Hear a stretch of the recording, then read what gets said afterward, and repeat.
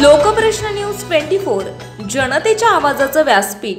नांदेड शहरातील कचरा हे डंपिंग ग्राउंड तयार करून त्या ठिकाणी टाकण्याची व्यवस्था केली आहे, पण गुप्तेदारामार्फत त्या ठिकाणी कचऱ्याची कुठलीही उपाययोजना होत नसल्याने नांदेड शहरातील ग्रामीण भाग असलेल्या काकांडी जवळ वाळकी गावापासून 1 किलोमीटर गिटी क्रेशरवाल्यांनी अवैध गुण खनिज उत्खनन करून ते बुजवण्यासाठी नांदेड शहर महानगरपालिका हद्दीतील कचरा त्या ठिकाणी टाकला जात आहे। त्यामुळे आजूबाजूच्या शेतकऱ्यांचे दुर्गंधीमुळे आणि जनावरे येथील पाणी पिल्यामुळे काही जनावरे दगावलेली आहेत, त्यामुळे इतर नागरिकांना दुर्गंधीचा सामना करावा लागत आहे। येथील शेतकऱ्यांनी हा कचरा या ठिकाणी टाकण्यात येऊ नये अशी प्रशासनाकडे विनंती केली आहे, कारण या ठिकाणी कचरा टाकण्यात येण्यामुळेच आमच्या शेतजमिनी नापीक होतील आणि गावालगत असलेल्या तळ्याला हे पाणी जमिनीच्या माध्यमातून तळ्यामध्ये जाण्याची शक्यता आहे। म्हणून हे प्रोजेक्ट कायमस्वरूपी थांबवावेत, अन्यथा यापुढे तीव्र स्वरूपाचे आंदोलन छेडण्याचा इशारा आजूबाजूला शेतकऱ्यांनी दिलेला आहे।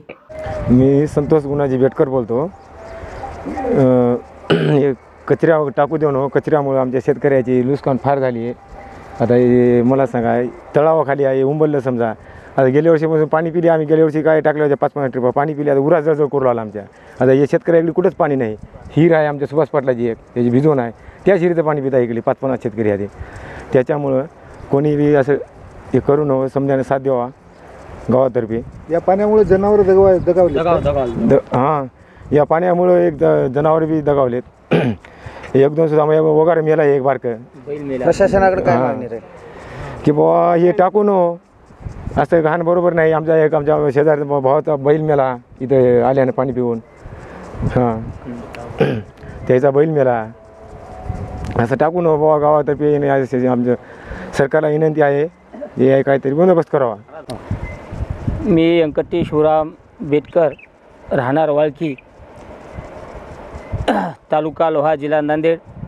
इथून शेतकरी असून महानगरपालिकेच्या तर्फे हे जे कचरा आहे ते आमच्या शेताच्या बाजूला खडा आहे आणि याचा वास आणि हानिकारक असल्यामुळं संपूर्ण जनावरांना, माणसाच्या आरोग्यांना धोका असेल।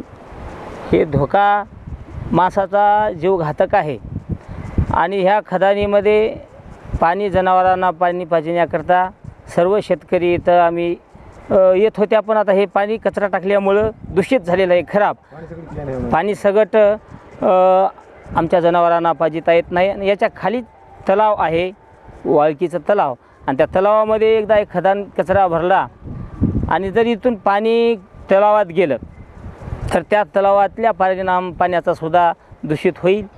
सर्व गावांना ते हानिकारक आहे। किती गावांना ते तलावाचं पाणी जातं? त्या तलावाचं पाणी वाळकी आमच्या गावातलाच फायदा आहे सर्वांच्याच, आणि शेतामध्ये भिजविण्यासाठी आहे, जनावरांना पिण्यासाठी आहे, आणि ते सगळ्यांचं आरोग्य, जनावराचं, माणसाचं, सर्वांचं आरोग्य धोक्यात असल्यामुळं आम्हाला हे महानगरपालिकेचा कचरा ह्या खदानीमध्ये टाकू नये। जरी मालकी असलं तरी पुऱ्या गावाला हानिकारक आहे। संपूर्ण गावकऱ्याच्या वतीने मी सांगू शकतो की माझंच नाही तर सगळ्या गावाचं आरोग्य धोक्यात या महानगरपालिकेच्या कचऱ्यामुळं येणार आहे।